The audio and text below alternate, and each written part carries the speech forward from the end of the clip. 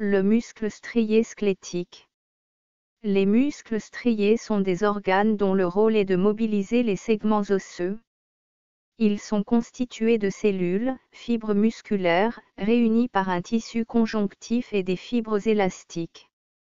La masse musculaire d'un être humain représente 40 à 45% de la masse du corps et compte environ 600 de muscles. Les muscles striés squelettiques présentent deux parties distinctes.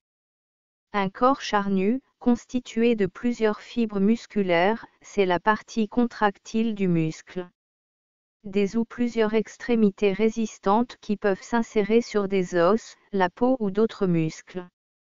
Le muscle strié est composé de 75% d'eau, 20% de protéines, actine, myosine, mitochondries et myoglobine, 1% de lipides, 1% de glucides, 3% de substances minérales et de produits phosphatés. La fibre musculaire, c'est une cellule géante de 1/10 de millimètre de diamètre et de quelques centimètres de long, 3 à 4 selon la longueur du muscle. Elle est entourée d'une membrane et associée entre elles, par un fin réseau de fibres élastiques, dont les mailles sont remplies de liquide, appelé sarcoplasme. Elle présente plusieurs milliers de myofibrilles. La myofibrille est l'élément contractile de la fibre musculaire. Elle est formée longitudinalement par une succession d'éléments se répétant d'une manière identique. Chaque élément est un sarcomère. L'alternance de bandes claires et de bandes sombres de la myofibrille détermine le caractère strié du muscle squelettique. Elle résulte de la disposition des filaments, actines myosines, dans la myofibrille. Les bandes sombres sont déterminées par les filaments épais de myosine, et les bandes claires, par les filaments fins d'actine. Les glissements des filaments d'actine, le long des filaments de myosine sont assurés par les points d'union, et entraînent le raccourcissement des sarcomères. Ce phénomène qui se reproduit sur les myofibrilles, puis sur les fibres musculaires, entraîne la contraction du muscle dans son ensemble. La myoglobine est une hétéroprotéine intramusculaire proche de hémoglobine des globules rouges, un pigment avide d'oxygène. Elle a la particularité de fixer l'oxygène combiné à l'hémoglobine des hématies, constituant une réserve d'oxygène immédiatement disponible. L'entraînement aérobie augmente la concentration intramusculaire de myoglobine. Selon la quantité de myoglobine présente dans la fibre musculaire, elles sont classées en fibres blanches ou rouges. La répartition de ces différentes fibres dans le muscle est variée et oriente sa fonction. Les différents types de fibres musculaires. Type 1 ou ST qui sont des fibres à contraction lente et au pouvoir oxydatif. Type 2 ou FT qui sont des fibres à contraction rapide. A à haut pouvoir oxydatif. B à faible pouvoir oxydatif. C à intermédiaire, transformable. Dans ce tableau, on peut remarquer les caractéristiques des deux types de fibres, soulignées ci-dessus.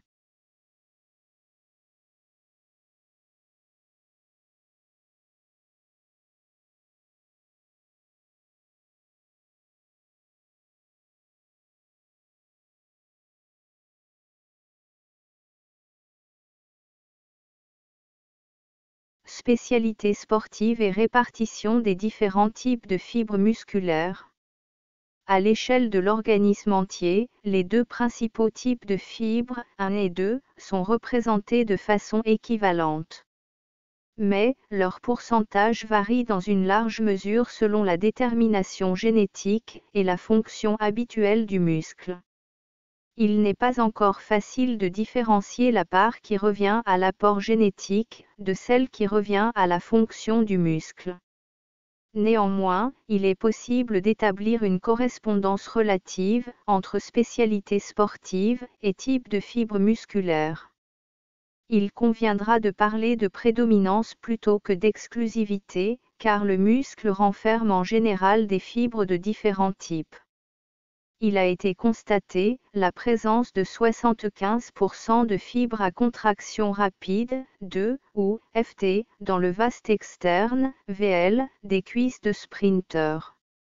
Alors que ce même muscle renferme 75% de fibres à contraction lente, ou ST, chez le coureur de fond.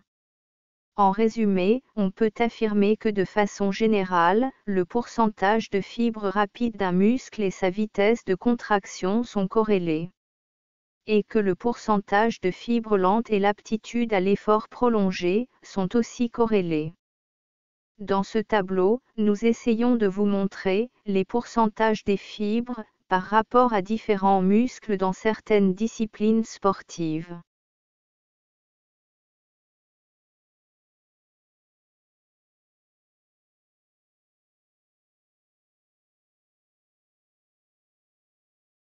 Les modifications morphologiques et typologiques relatives à l'entraînement. De façon générale, si la durée et l'intensité de l'entraînement sont suffisantes, divers paramètres peuvent se modifier pour adapter le muscle à sa nouvelle fonction. L'analyse de ces adaptations pose la question des interconversions des types de fibres musculaires, ainsi que de la capacité de certaines catégories à modifier leur structure, à s'hypertrophier, voire se diviser, ou même se multiplier. La stimulation à fréquence basse d'un muscle de type rapide, ou à fréquence élevée d'un muscle de type lent, démontre l'inversion des caractéristiques des fibres musculaires. Ces inversions portent généralement sur la vitesse de contraction, le profil métabolique et typologique, et la structure de la molécule de myosine, qui peut être elle-même modifiée. Dans le cas d'adaptation provoquée par l'exercice musculaire, il est vraisemblable qu'en plus des facteurs nerveux, des déterminants biochimiques et biomécaniques notamment sont responsables de modifications structurales et fonctionnelles du muscle. Pour les renforcements musculaires, l'entraînement induit une augmentation de la surface des différents types de fibres.